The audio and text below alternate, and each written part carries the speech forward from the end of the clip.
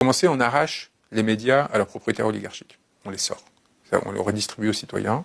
On interdit toute prise de contrôle ou de participation de la part de puissances économiques dans les médias. Pourquoi ? Parce que l'information ne doit pas être quelque chose qui cherche à servir des intérêts privés. Il y a déjà suffisamment d'officines, de manipulateurs dans tous les sens dans ce pays pour qu'en plus, les journalistes eux-mêmes soient des employés d'oligarques. Vous voyez, enfin, à partir de là, vous pouvez rien faire. Ils en souffrent un peu, non ? Une partie en souffre et une grande partie sont choisis et ont leur poste parce qu'ils n'en souffrent pas et parce qu'ils sont contents d'être là où ils sont. Il ne faut pas être complaisant à l'égard de celui... Moi, j'ai vu les conséquences que ça a eu de faire la dissidence à ce niveau-là, de ne pas accepter de continuer le petit jeu qui faisait que j'ai des portraits super élogieux dans tous les médias et ainsi de suite. J'ai eu le courage qu'ils n'ont pas eu. Donc, je considère qu'à partir de là, l'estime que je leur dois est très limitée et relative.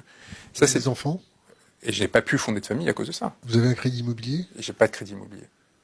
Mais je me Vous suis êtes organisé. bien né ? Je me suis organisé. Mais non, des journalistes qui sont passionnés, je fais partie des... en termes de patrimoine, je fais partie des 10% les plus pauvres de France. Vous voyez, ça, il faut quand même... Et c'est la conséquence de choix.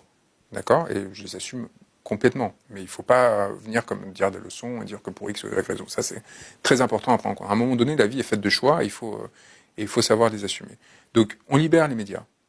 Parce que c'est la condition d'un débat public qui soit sincère.